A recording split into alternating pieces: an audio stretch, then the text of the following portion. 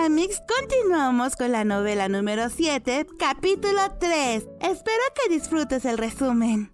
Por sugerencia de Kiyoka, Miyo, su primo y su abuelo fueron a visitar la tumba de Sumi Saimori, la madre de Miyo, quien estaba enterrada en el cementerio para usuarios de dones que se ubicaba en las fronteras de la Tierra Prohibida. Para llegar allá, tenían que atravesar el bosque, el cual tenía un camino difícil de andar. Kiyoka, en medio de la noche y tomado de la mano de su prometida, la jalaba por el camino, ayudándola a avanzar y evitando que se tropezara o resbalara. Ambos caminaban en completo silencio, pues aunque Kiyoka había eliminado la maldición del cuerpo de su prometida, Miyo aún no regresaba a la normalidad, pues en ella todavía quedaban rastros de la maldición. Kiyoka pensaba que esto se debía a los sellos que Sumi le había puesto cuando era bebé, así que ahora Miyo se limitaba a hablarle a Kiyoka solo cuando fuera necesario, pues la influencia de la maldición aún podía hacer que de su boca salieran inesperados abusos verbales hacia su prometido. Kiyoka se volteó hacia su prometida para decirle, mientras le dedicaba una dulce sonrisa, que ya estaban por llegar al cementerio, pero justo en ese momento, Arata hizo una pregunta cargada de sospecha. Le preguntó que si había hecho molestar a Miyo, porque ella apenas si le dirigía la palabra. Kiyoka se sorprendió al escuchar la pregunta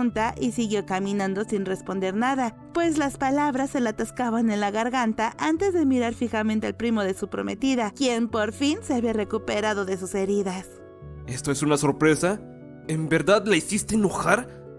Kiyoka hizo una mueca al ver los exagerados movimientos de Arata mientras la hablaba, pero finalmente le respondió que Miyo no se quedaba callada porque estuviera molesta con él. Arata seguía molestándolos e insistiendo que la había hecho enojar solo para saber qué estaba pasando entre ellos dos, porque si había una pequeña fractura en la relación de Miyo y Kiyoka, él estaba decidido a verlo como una oportunidad. Miyo no quería que el amor de su vida asumiera la culpa por el hecho de que ella no estuviera hablando, así que se volteó a ver a su primo y lo corrigió. Esto no es culpa de Kiyoka. Hay algunas circunstancias atenuantes, así que... Miyo quería mantener la maldición en secreto, pues no quería causarles preocupaciones innecesarias a su abuelo y a Arata, por lo que no dijo nada más. Pero para Arata, todo esto le parecía aún más sospechoso. Entrecerró los ojos y mirando fijamente a Kiyoka, le preguntó sin rodeos.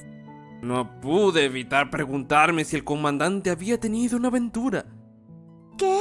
Miyo inclinó la cabeza confundida por la conjetura de Arata, pero Kiyoka se mostró un poco nervioso por un momento. Arata lo notó y lo evidenció. De pronto, una sonrisa helada se extendió por el hermoso rostro de su primo. Sus ojos se veían vidriosos como los de un depredador salvaje con su presa en la mira. Kiyoka respondió y exhaló para calmarse y luego apretó su agarre en la mano de Miyo. ¿Kiyoka?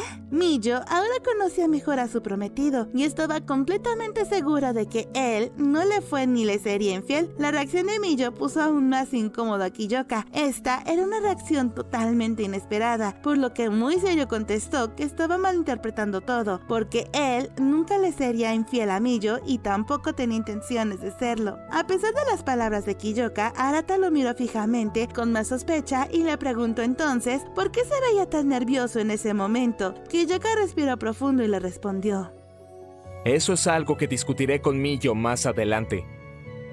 Aunque no parece que hubiera algún tipo de infidelidad, después de todo sí estaba ocurriendo algo, por lo que Miyo sintió y dijo que lo escucharía. Con esto, Arata perdió el interés en la conversación. Mientras hablaban, llegaron al cementerio. Lo primero que atrajo la mirada de Miyo en cuanto llegaron fue un santuario de madera que parecía estar vigilando las tumbas. Por lo demás, el lugar parecía bastante normal. Cuando Miyo consideró que aquí solo había personas que habían poseído la visión espiritual, le invadió una sensación misteriosa. Arata no recordaba la ubicación de la lápida de los Saimori, pero Yoshito, su abuelo, recordaba bien el camino y los guió hasta la tumba de Sumi. Pese a que a él no se le permitió asistir al funeral de su propia hija, conocía el lugar donde descansaban sus restos, algo que hizo suponer a Miyo que él la visitaba con frecuencia. Al llegar a la tumba, Miyo comenzó a llorar casi de inmediato, pues se sintió mal por no haberla visitado antes. En sus 20 años de vida, esta era la primera vez que visitaba a su madre. Este hecho que la hace sentir tan mal consigo misma que deseó saltar a la tumba de al lado. Mientras lloraba, Kiyoka acercó los hombros de Miyo hacia él para brindarle su apoyo en ese momento.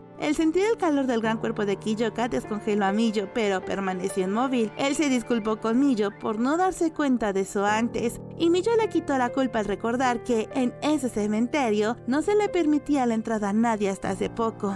Cuando Miyo pudo recuperar el movimiento de su cuerpo, colocó frente a la lápida las flores que había traído. Luego, los cuatro juntaron sus manos y rezaron. Miyo le agradeció a su madre por cuidarla y protegerla siempre, en todos los momentos difíciles que había pasado en la casa Saimori y en los peligrosos eventos que sucedieron después de que se fuera a vivir a la casa de Kiyoka. Miyo siempre veía a su madre en sus sueños y estaba segura que quien velaba por ella y la ayudaba era el espíritu de su madre, no un producto de su imaginación o de su poder. En su mente, Miyo le dijo a su madre que ella ahora vivía muy feliz, y al darse cuenta de que había reconocido su propia felicidad, sintió que se le caía un enorme peso de encima. Ahí se dio cuenta de que siempre había querido informarle a su madre que, a pesar de todo, había podido encontrar la felicidad. También reconoció que quería que su madre le elogiara y que estuviera contenta. Aunque Sumi ya no estaba con ella, Miyo sabía que, si rezaba así, sus sentimientos la alcanzarían. Después de todo, Sumi siempre estuvo pendiente de su hija, así que Miyo se quedó un largo rato rezando y hablando con su madre. Cuando finalmente abrió los ojos, su abuelo la miró y le agradeció por haber venido. Ella solo dijo que se sentía avergonzada por haber tardado tanto en venir a verla, pero su abuelo ignoró sus palabras con una sonrisa y después dijo que para Sumi el ver a Miyo sonreír, viva y bien, era suficiente para que se sintiera satisfecha. Miyo se giró una vez más para ver la modesta lápida. Miyo no podía saber lo que pensaba Sumi de los Saimori o de su padre, o si estaba feliz por estar descansando bajo la lápida de los Saimori, pero no tenía duda de que Sumi la había amado. Te amo, madre. Muchas gracias por todo el amor que me demostraste.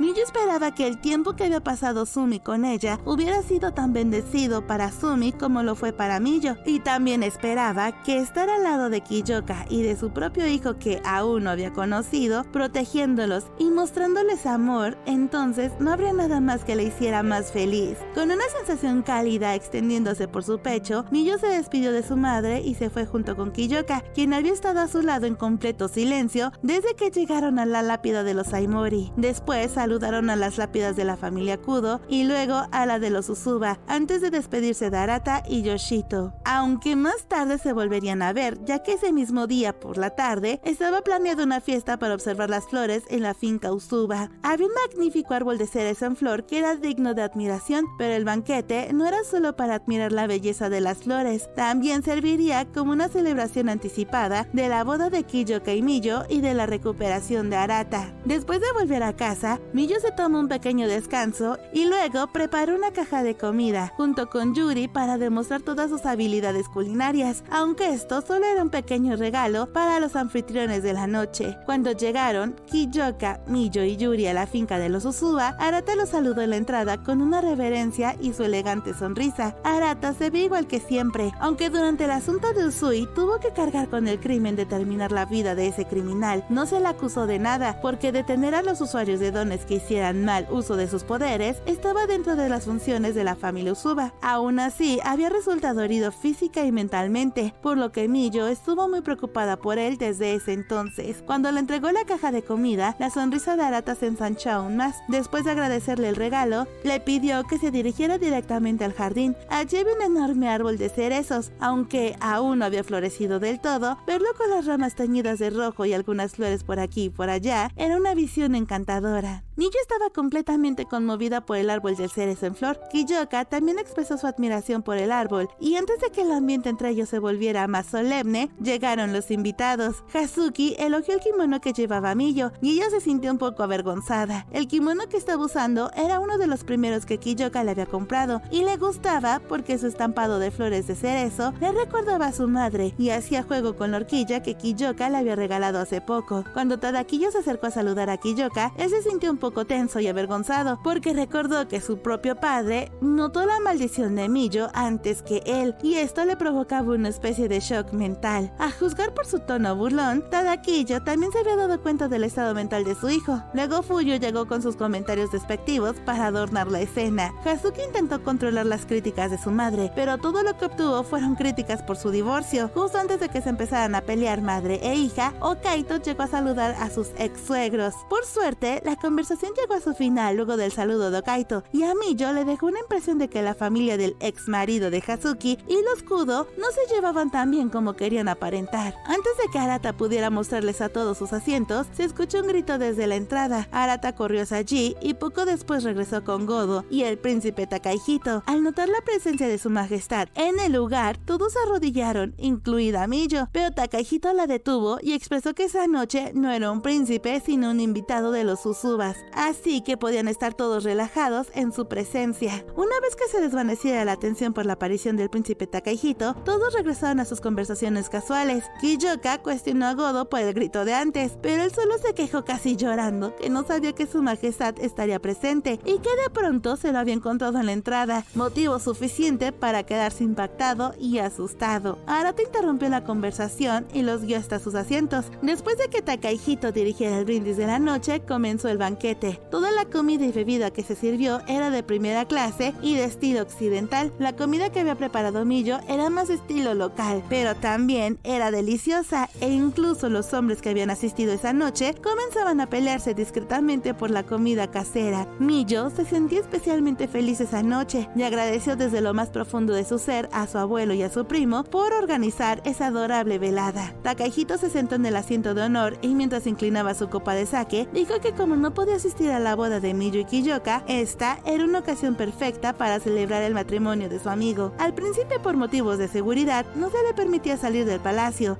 Sin embargo, el hecho de que pudiera asistir a este pequeño banquete fue gracias al general Okaito, quien lo ayudó a escabullirse del palacio para felicitar a su amigo por su boda. Aunque Takahito se había esforzado para no emocionarse mucho, la felicidad casual de todos los asistentes le calentaron el corazón, pues al observarlos disfrutando de la comida, la bebida y amistosas charlas entre ellos, le hizo darse cuenta que la paz que había estado buscando durante tanto tiempo ahora se mostraba frente de él.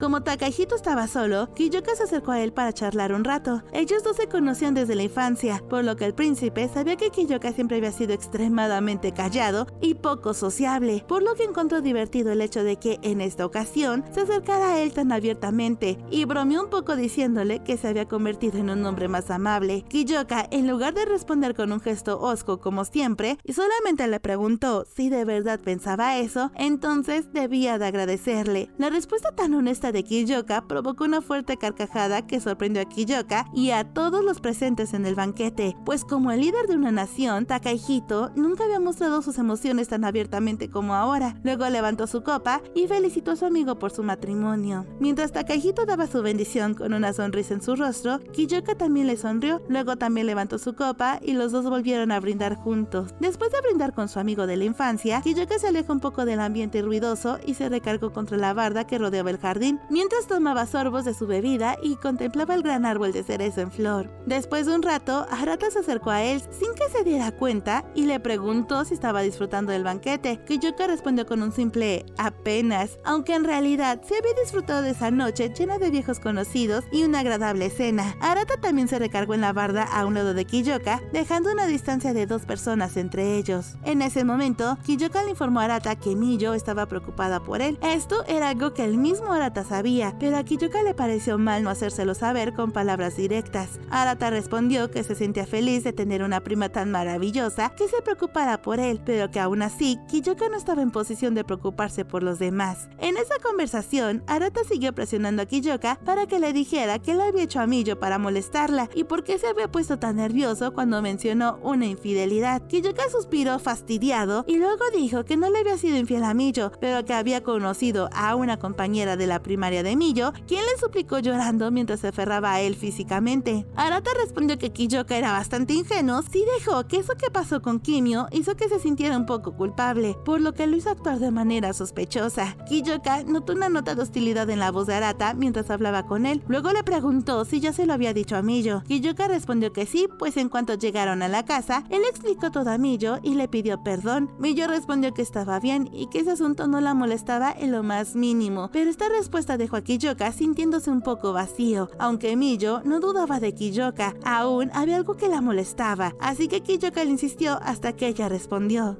si esto es solo mi malentendido, entonces me sentiría mal por Kimio, pero Creo que mi maldición podría haberse derivado del hechizo que ella me enseñó. Kiyoka le contó todo esto a Arata. Solo faltaban unos días para la ceremonia de la boda, y aunque Kiyoka sí quería casarse con Miyo, no podía deshacerse de la inquietud que sentía en el pecho. Al observar detenidamente a Kiyoka, Arata dijo: Es raro verlo tan inseguro, comandante. En realidad, no era que le faltara confianza, ahora que tenía claro lo que necesitaba proteger. La sensación de miedo se había vuelto más fuerte en su interior. Usui también tenía la culpa por este sentimiento, pues un usuario de dones como él podría haber acabado con Miyo si hubiera querido. Ahora que ya no existía Usui, no había ningún usuario de dones que se le comparara, pero aún así Kiyoka no estaba seguro de qué tipo de amenaza podría venir en el futuro, y tampoco tenía garantía de que Miyo pudiera sobrevivir. Cuando Kiyoka se giró para ver a Arata a la cara, este le dedicó una amplia sonrisa mientras le preguntaba muy seriamente: ¿Quieres tener nuestra revancha prometida del año pasado antes o después de la boda?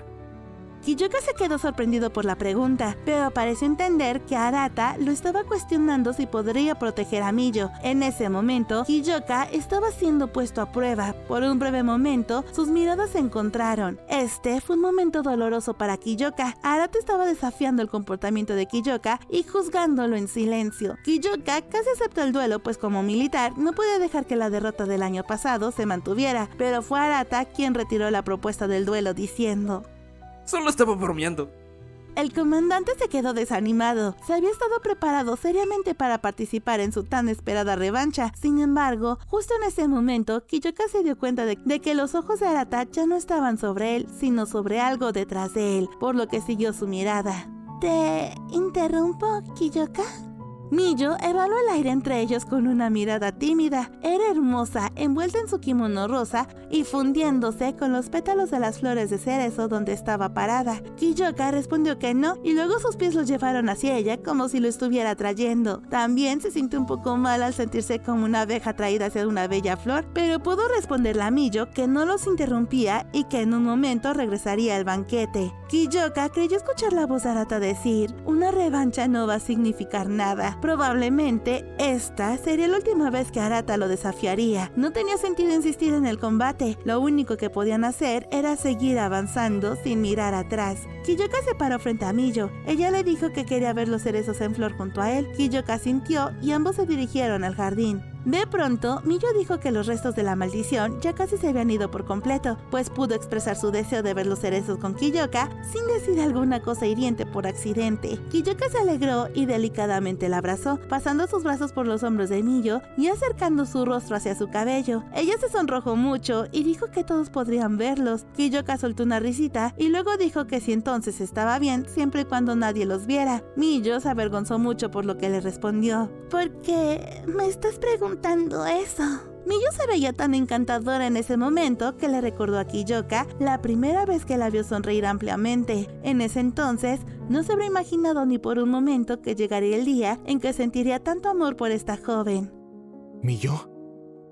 Cuando le susurró suavemente su nombre al oído, Miyo dejó de moverse nerviosamente y miró a Kiyoka con ojos que estaban ligeramente resentidos, pero aún llenos de amor.